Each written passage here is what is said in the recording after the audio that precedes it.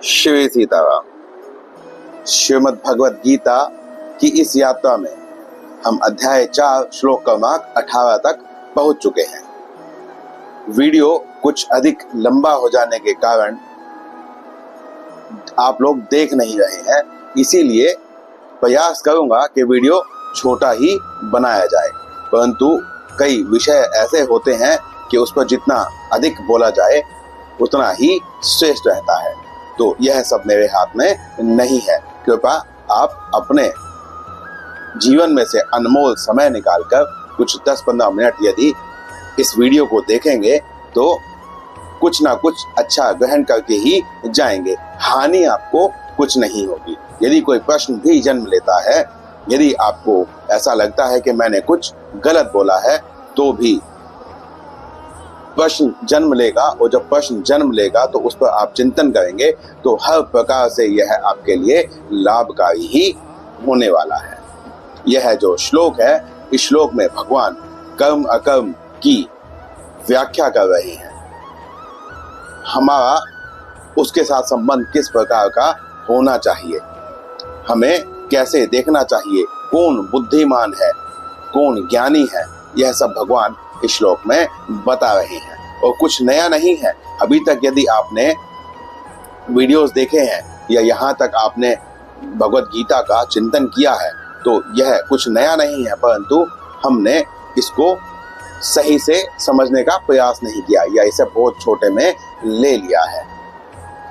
तो जो श्लोक है वह इस प्रकार है, कर्मण्य कर्म यः पश्येत् कर्मणि च कर्म यः स बुद्धिमान मनुष्येषु स युक्तः कुत्सन् कर्म कृत्। भगवान यहाँ पर कह रहे हैं, कर्मणि कर्म यः पश्येत्, अर्थात जो कर्मों में कर्म करते हुए भी उस कर्म में अकर्म देखता है, और जो अकर्म में कर्म देखता है वह बुद्धिमान है मनुष्यों में। सा युक्त, वह समता से युक्त है, वह योगी है। कृत संकर्म कृत, वह सभी प्रकार के कर्मों को करता हुआ भी नहीं करता, या सभी प्रकार के कर्मों को करने वाला होता है।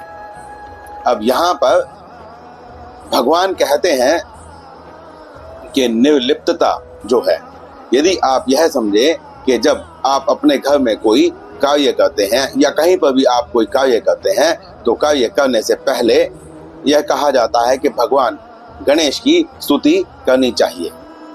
तो भगवान गणेश की स्तुति करने के पश्चात जब आप कर्म का आरंभ कर देते हैं तो क्या ऐसा कहा गया है कि आप भगवान गणेश को ना पूजें?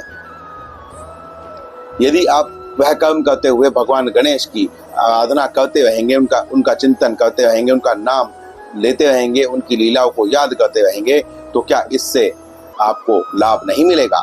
जो कर्म उनका नाम लेने से प्रारंभ करने के पश्चात जो शुभ फल देने वाला है, यदि वह कर्म करते हुए भी उनका नाम लिया जाए तो क्या वह शुभ कर्म नहीं देगा?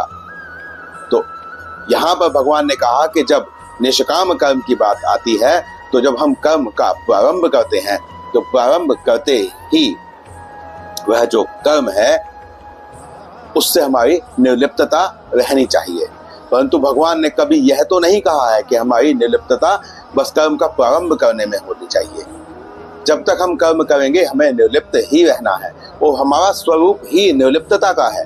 भगवान ने दूसरे अध्याय में आत्मा के बारे में जब वर्णन किया था, जब हमारे स्वरूप के बारे में बताया था, तो यह बताया था कि आत्मा निर्लिप्त है, वह किसी के साथ लिप्त नहीं होती है, परंतु जब लिप्तता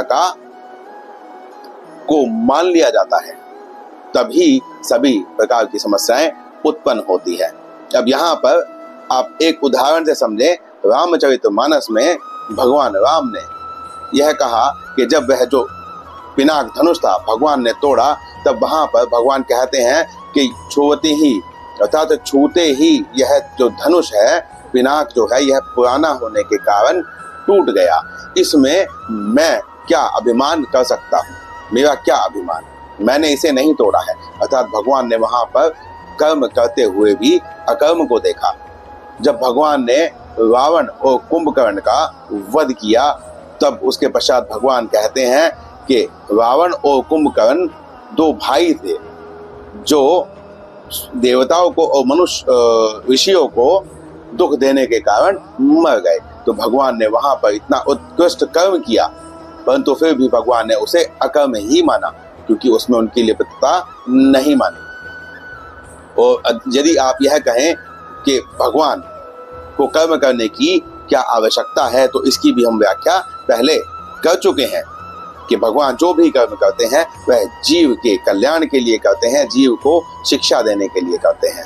अब कहते हैं कि प्रातःकाल उठई रघुनाथा, तो सुबह सुबह उठकर भगवान राम जो है सबसे पहले दशरथ जी के, माता कौशल्या के, माता कैकेयी के, सबके चरणों में माथा नवाते हैं। तो अब आप यह समझें कि क्या उन्हें यह करने की आवश्यकता है, क्योंकि वह तो परमेश्वर है।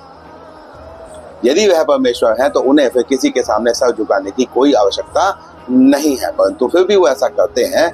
तो इसका अर्थ भगवान यह कहते हैं कि कर्म करते हुए उसमें अकर्म देखना, उससे फल की इच्छा ना रखना, वह कर्म अपने लिए न करना, लोक कल्याण के लिए करना, और अकर्म करते हुए भी उसमें कर्म देखना। जब आप अकर्म कर रहे हैं तो उसमें कर्म देखने का अर्थ क्या है?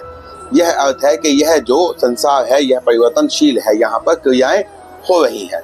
भगवान ने यह कहा है कि मनुष्य किसी भी क्षण कर्म किए बिना नहीं रह सकता।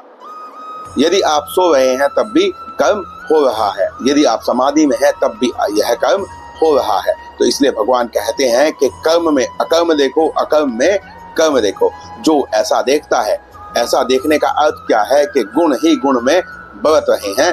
मैं तो निर्लिप्त हूँ, मैं तो, मेरा नित्य संबंध भगवान के साथ है।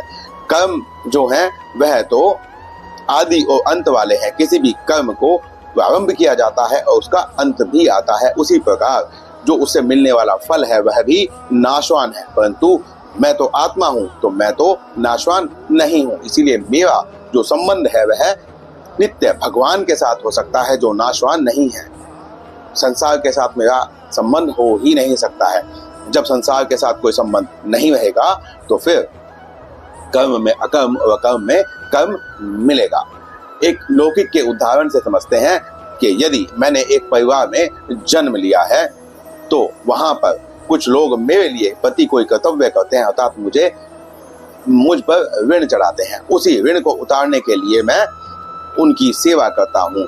तो इस प्रकार से यह जन्म और मरण का जो चक्कर है यह चलता रहता है। परंतु यदि जो मनुष्य है उसमें यह विवेक जागृत हो जाए कि किसी से अपनी सेवा करवाना ऋण है, यह मुझे चुकाना पड़ेगा, तो फिर वह उस सेवा अपनी सेवा किसी और से न करवाए, तो ऋण लेना बंद हो जाएगा और वह जिसका जो भी सेवा का अधिकारी है लोक कल्याण में उन सब की सेवा करे। इस संसार से जो मिला है वह इस संसार में ही लगाए, तो फिर उस पर जो चढ़ा हुआ ऋण था वह उतर जाएगा और नया ऋण उसने लिया नहीं, तो इस प्रकार वह मुक्त हो जाएगा।